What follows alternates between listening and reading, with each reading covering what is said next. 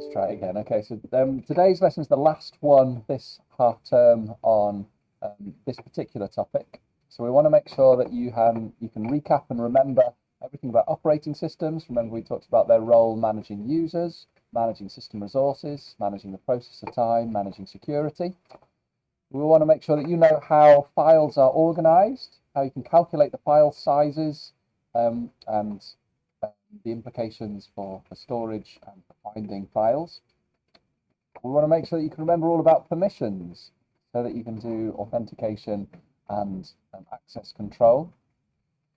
You'll be working through some challenges on processes. Remember, each task has its own set of memory for instructions and data, and each process has access to a processor which can then execute those instructions to process the data. We've talked about algorithms, this topic about allocating CPU time, about round robin, shortest job first, all of those kind of things, so that you can split up sections of CPU time between your processes so you don't just have to wait for it to completely finish.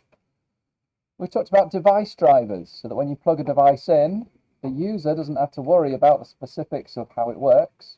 You just use it, and the operating system communicates with the device driver, do all the functionality behind the scenes. Good example of abstraction. We remove the unnecessary detail to focus on the most important thing. You did a little bit of investigation into graphical user interfaces using tkinter, and we described what a graphical user interface looks like and how it works, and we've explored different utilities. So that's what you need to remind yourself on. Work your way through P24, please.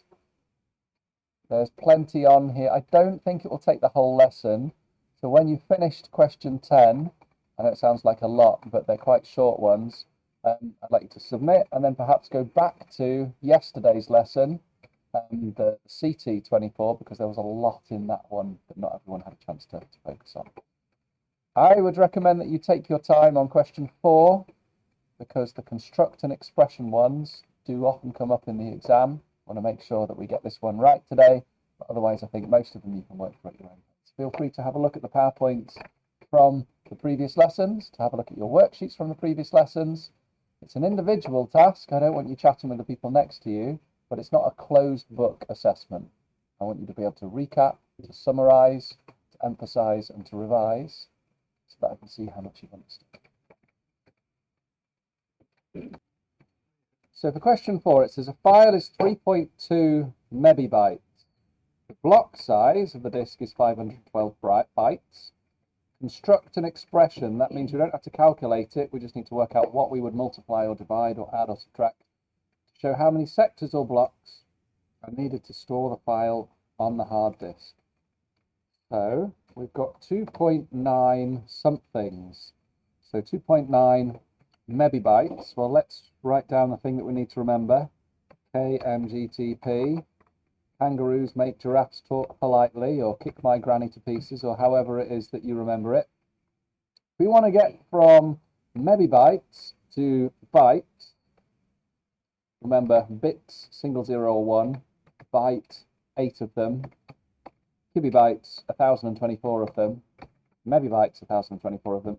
So we want to go from megabytes to normal bytes. We need to times by 1024 once to go into kilobytes, and times by 1024 again, or just Control Shift equals, there we go. That will give us the total number of bytes. But we want to work out the total number of blocks, because you can't just write individual bytes to a hard disk.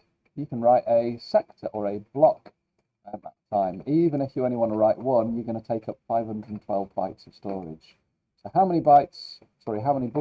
We just need to divide all of that by, go away, you silly thing. That's better.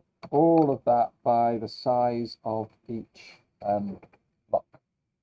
You can work it out if you want, but remember, you're not going to have a calculator in your exam, so you're not expected to do the calculations. It says construct an expression. This is an expression. That's all you need.